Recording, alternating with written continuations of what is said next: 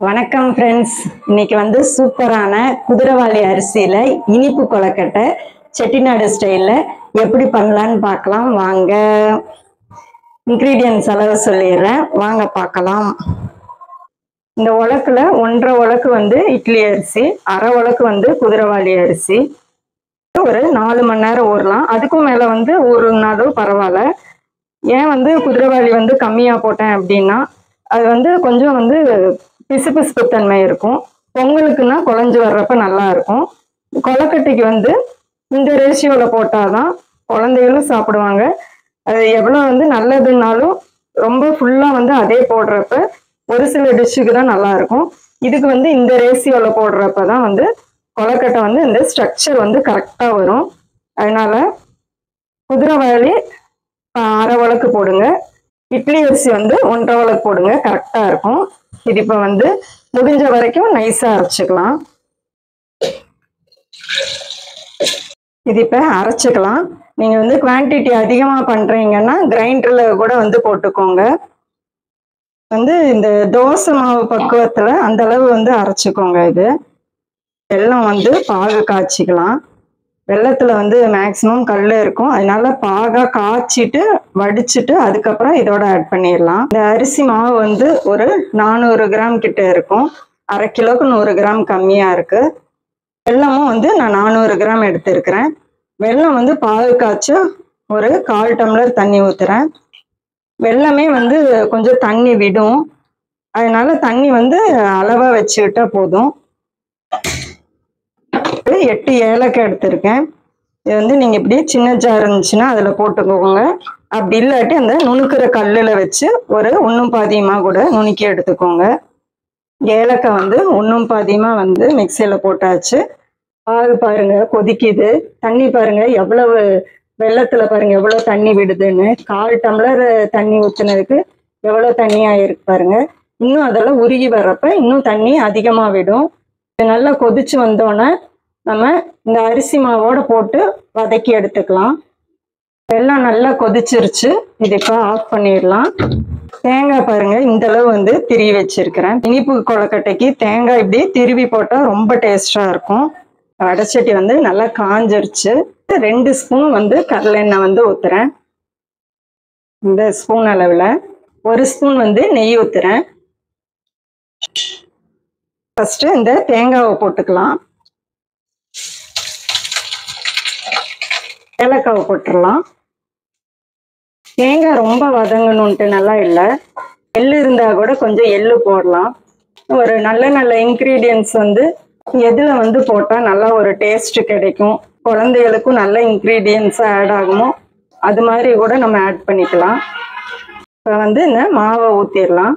இனிப்புங்கிறங்காட்டி நான் வந்து உப்பே போட மாட்டேன்.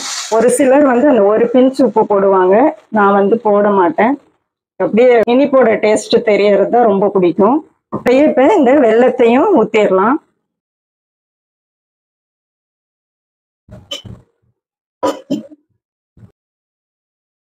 வந்து அடி பிடிக்காம கிளறிக்கோங்க. நல்லா வந்து கைவிடாம கிளறிக்கோங்க.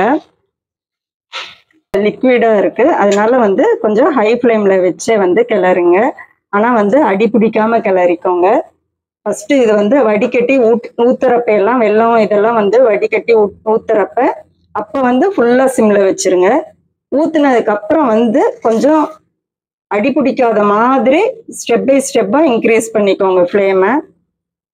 இதை கொஞ்சம் இப்படி கலந்துட்டோன்னா இனிப்பு வந்து இந்த ஸ்டேஜ்லயே கொஞ்சம் வந்து சிம்ல வச்சுட்டு டேஸ்ட் பண்ணி பாருங்க. வந்து இதை டேஸ்ட் பண்ணி பார்க்கலாம். சப்போஸ் வந்து இனிப்பு கம்மியா இருந்துச்சுன்னா கொஞ்சம் ஒயிட் சுகரோ அல்லது நாட்டு சர்க்கரையோ ஆட் பண்ணிக்கோங்க. இனிப்பு வந்து கரெக்டா இருக்கு. இது கட்டியா இருக்க மாதிரி இருக்கு பாருங்க. அது நல்லா வந்து கலந்து விடுங்க இதைய. அப்புறம் இது கொஞ்சம் ஆறுனோன்னு தான் நம்ம கொழுக்கட்டை பிடிப்போம். அதனால கொஞ்சம் ஆறுனோனையே நம்ம நல்லா இந்த சப்பாத்தி மாவு பிசைகிற மாதிரி நல்லா வந்து கலந்துட்டோம்னா அந்த கொஞ்சம் வெல்லம் கலக்காத மாவு கூட நல்லா நம்ம கையிலேயே வச்சு கலந்துட்டோம்னா சப்பாத்தி மாவு மாதிரி நல்லா வந்து ஒரு பக்குவமா கலந்து வந்துடும். பிகினர்ஸ் பண்றப்ப இந்த வதக்கி முடிக்கிற ஸ்டேஜ் வர்றப்ப கொஞ்சம் ஃப்ளேம் வந்து கரெக்டா வச்சுக்கோங்க. மீடியம்ல அந்த மாதிரி வைங்க. ஹைல வச்சீங்கன்னா நல்லா வந்து அந்த அடியில வரைக்கும் நல்லா வந்து கலந்து விடுங்க. இது இப்போ இந்த ஸ்டேஜ் போதும், ஆஃப் பண்ணிடலாம். இது ஆறுனோன்னா கொலக்கட்டை பிடிக்கிறப்ப பார்க்கலாம். மாவு வந்து நல்லா ஆறிடுச்சு.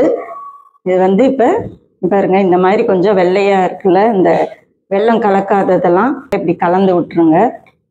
வந்து தேங்காய் எண்ணெய் வந்து கொஞ்சம் எடுத்து வச்சிருக்கிறேன். இது நல்லா கலந்துட்டு தேங்காய் எண்ணெய் தொட்டு கொலக்கட்டை பிடிச்சோம்னா நல்ல ஒரு டேஸ்ட்டும் கிடைக்கும். இந்த மாதிரி தட்டில் வந்து ஒட்டாமையும் வரும். இது இப்போ கலந்தாச்சு. நல்லா வந்து இந்த தேங்காய் எண்ணெய் வந்து தொட்டுட்டு கொலக்கட்டை பிடிச்சிக்கலாம். இந்த அளவு வந்து மாவு எடுத்துட்டு இப்படி நல்லா ஃபர்ஸ்ட் கொஞ்சம் உருண்டையா வந்து கொஞ்சம் பண்ணிக்கோங்க. அது பண்ணிட்டு அப்படியே வந்து அந்த விரல்ல வச்சும் அப்புறம் இந்த மேல் விரல் வச்சும் வச்சு லைட்டா ப்ரெஸ் பண்ணாவே நல்லா ஒரு கொலக்கட்டை ஷேப் வந்து அழகா கரெக்டா வந்துடும்.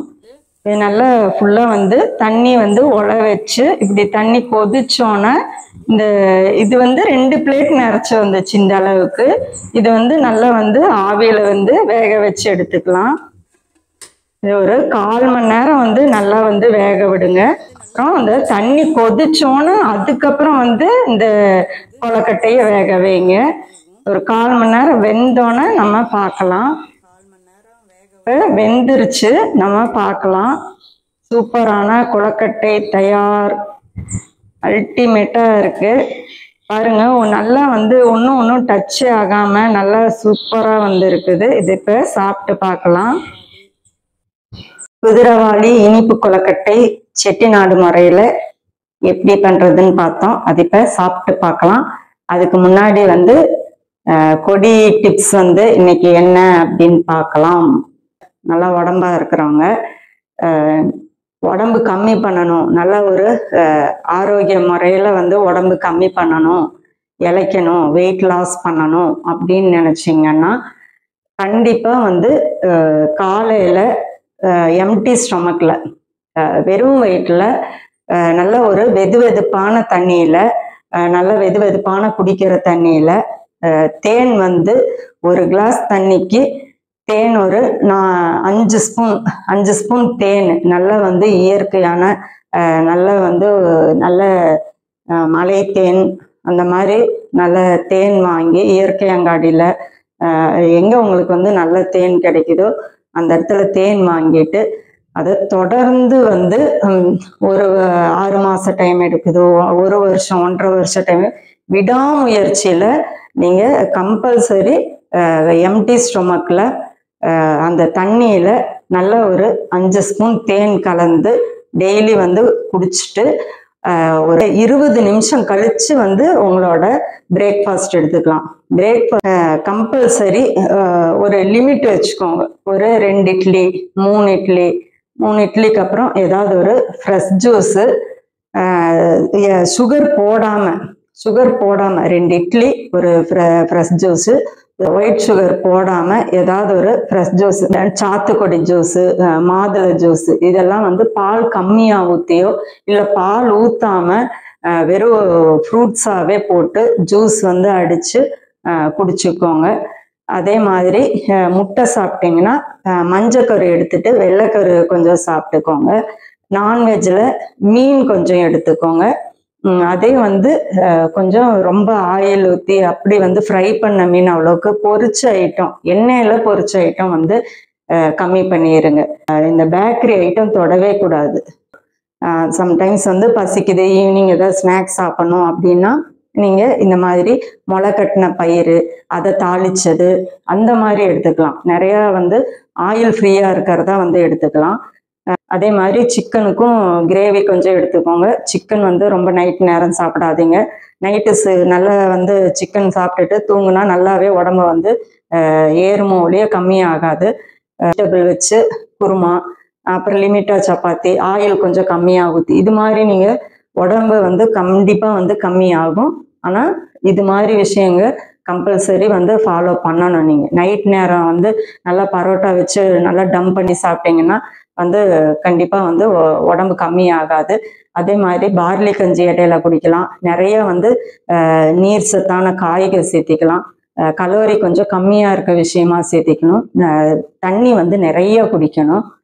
அப்புறம் கம்பல்சரி வந்து வாக்கிங் போகணும்.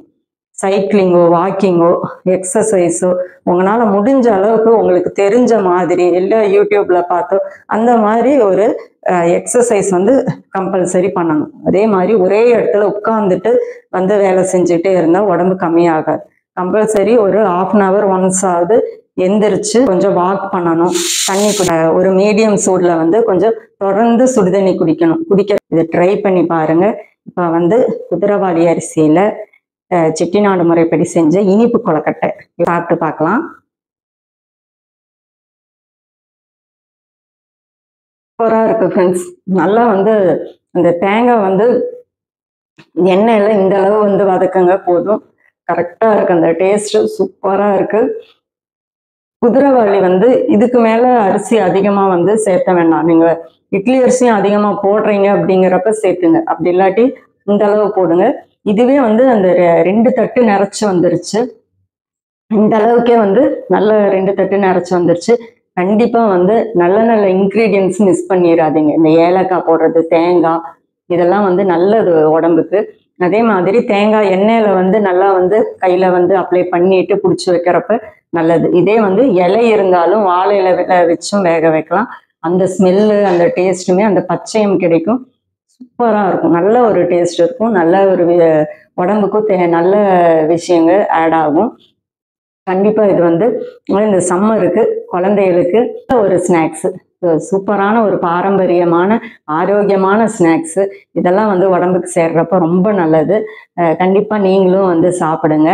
குதிரைவாலி அரிசி இது வந்து கொஞ்சம் நம்ம ஆற வச்சு சாப்பிட்டா நல்ல டேஸ்ட் இருக்கும். ரொம்ப இது வந்து கொழுக்கட்டை ரொம்ப சுட சுட சாப்பிட்றத விட லைட்டா ஆறுனதுக்கு அப்புறம் சாப்பிட்டு பாருங்க, செம்ம டேஸ்டா இருக்கும். அதே மாதிரி சப்போஸ் மிச்சமாயிடுச்சு அப்படின்னா கூட அடுத்த நாள் கூட இதை ஆவியில கொஞ்சம் சூடு பண்ணிட்டு அந்த பிளேட்லயே வச்சு ஆவியில சூடு பண்ணிட்டு சாப்பிட்டீங்கன்னா அல்டிமேட்டா இருக்கு. எனக்கு வந்து அந்த மாதிரி தான் நான் சாப்பிட்டேன். கொஞ்சம் மிச்சமானதுமே வீட்டுல எல்லாருமே வந்து அடுத்த நாள் கூட வச்சு சாப்பிட்டோம். நல்லா மறுபடியும் ஆவியில வேக வச்சுட்டு அதையே ஒரு 5 நிமிஷம் மறுபடியும் ஆவியில வேக வச்சிங்கனாலும் நல்லா சூப்பரா இருக்குது. நல்லா சாஃப்டா சரியான டேஸ்டா இருக்கு. கண்டிப்பா இது மாதிரி ட்ரை பண்ணுங்க. ட்ரை பண்ணிட்டு கமெண்ட்ல சொல்லுங்க. செட்டிநாடு கொடி ரெசிபி சப்ஸ்கிரைப் பண்ணுங்க, கமெண்ட் பண்ணுங்க, லைக் பண்ணுங்க, ஷேர் பண்ணுங்க, ஃப்ரெண்ட்ஸ் அண்ட் ரிலேஷன்ஸ்க்கு சொல்லுங்க. டாடா.